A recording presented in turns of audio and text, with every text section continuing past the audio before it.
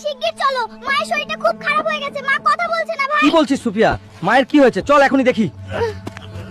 মা, তুমি চোখ খোলো মা, আমি তোমাকে কিচ্ছু হতে দেব না। ডাক্তার কাকা, ডাক্তার কাকা। শোনো হাল্ক, তোমার মায়ের হার্টে ব্লক ধরা পড়েছে, এখনই অপারেশন করাতে হবে। অপারেশন করাতে 5 লাখ টাকা লাগবে। 5 লাখ টাকা? এখন আমি এত টাকা কোথায় পাবো? চৌধুরী সাহেব, আমাকে 5 লাখ টাকা ধার দিন, আমার মা মরে যাবে। ভাগ এখান থেকে, ফকিন্নি। 5 লাখ টাকা কি গাছে ধরে? এখন আমি কি করব?